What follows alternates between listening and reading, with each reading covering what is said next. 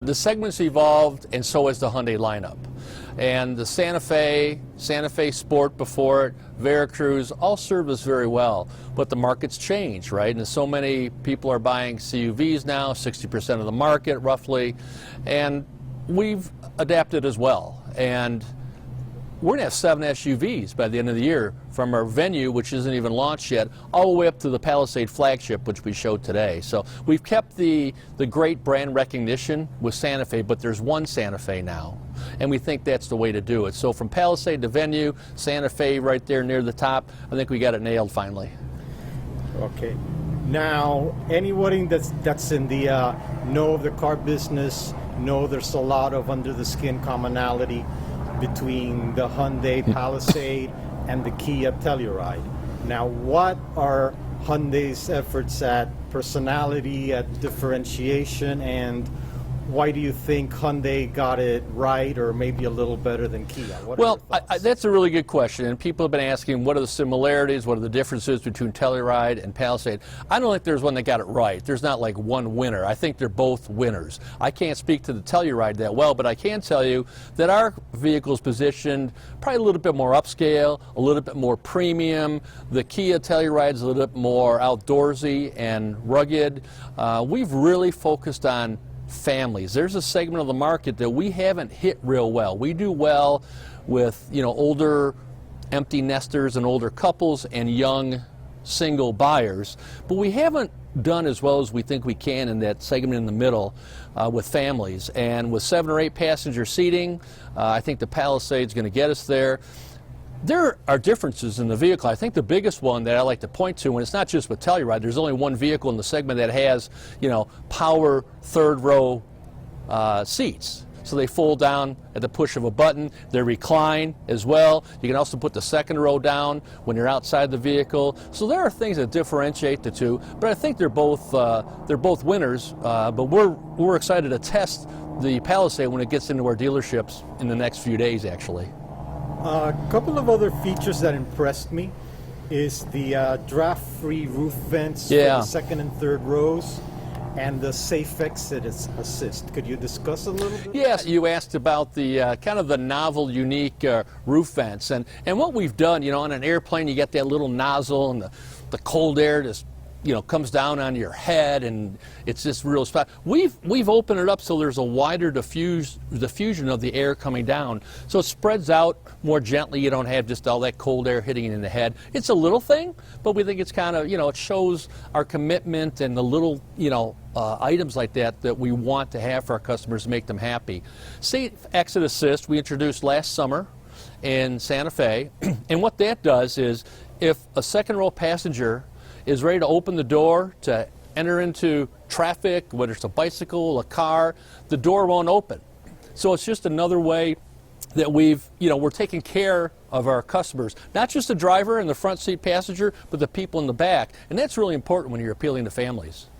Okay, now could you walk us a little bit through the different trim levels, like an oversight of what the base one comes with, what each one adds, and so forth? No, let me try to walk you through the trim levels. So you start with the SE at 31,550, right? And then you get up into the SEL where you got a lot more safety packages. We have two packages in the SEL range, and then you get to the Limited, which is in the low 40,000 range where you've got everything. But we build up a little bit with leather seating, some more of the safety and convenience features that the car's loaded with. Leather, I believe, is optional in the SEL with one of the packages, if I'm not mistaken. That's correct. You can get leather interior with an SEL package.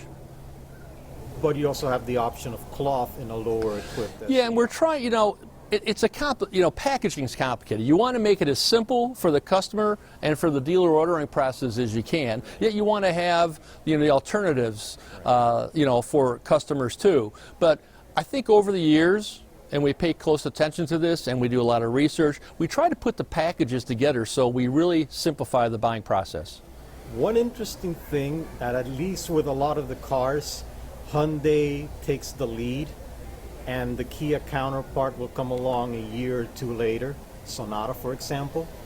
But here, The Kia Telluride actually came slightly before the Palisade and beat it by a few months. Why did that happen in this particular instance? I think the cadence between Hyundai and Kia is just really not that much different than other of our competitors.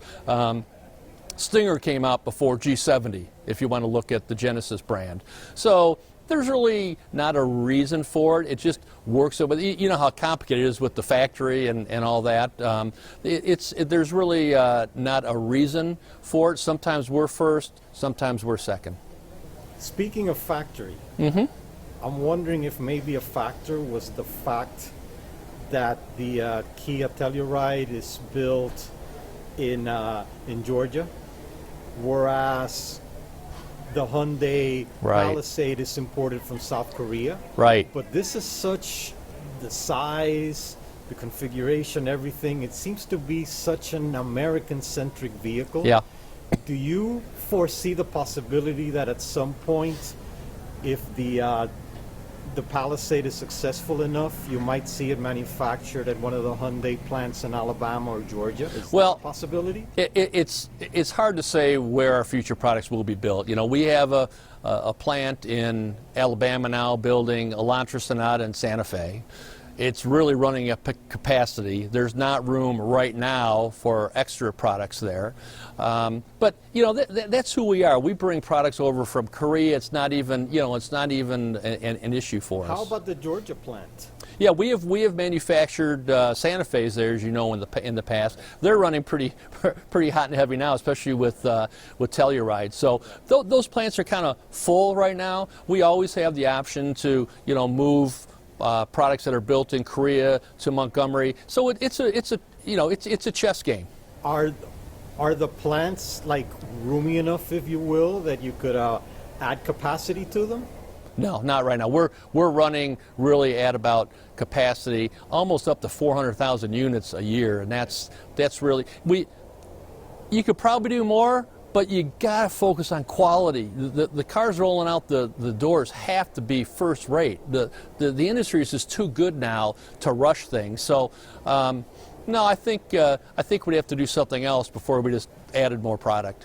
Okay, and finally, the founder and editor-in-chief of QueAutoCompro.com would kill me if I don't ask this question. With his fellow Spaniard, Jose Munoz, leaving in the aftermath of the Nissan Carlos Ghosn debacle, I guess Nissan's loss becomes Hyundai's gain. What do you think Jose Munoz brings to the table at Hyundai? Well, I think what Jose Munoz brings, first of all, two things: experience and passion. He's been with us for about a month and a half now. I've been fortunate to spend time with him, from the New York Auto Show to a whole series of meetings that he's had, and he's really impressed me with how much he can work, how smart he is, how he knows the industry. I think he's going to bring us a lot. He's made it a point, probably first and foremost, aside from getting to know the company, to get to know our dealers. He's had a lot of meetings with dealers already, and I think he's bringing kind of a solidness or connectivity to the company that we've been missing a little bit in recent years. And with his experience and his passion's awesome. And we all know that we've got to turn things up a notch to meet his expectations. So yeah, I think we're all pretty excited to have him. Do you foresee him taking any particular special initiatives towards the Hispanic U.S. market? He's told me that we're going to do that. So I have more than a suspicion that he's going to have us focused on the Hispanic market in the U.S. There's a good opportunity there, right? And he's going to help us get there. We've done a lot of things over the years, but I think you'll see us doing more. Thank you very much. You're welcome. Mr. Trainor, for I enjoyed it. Time to speak with us. My pleasure. Thank you.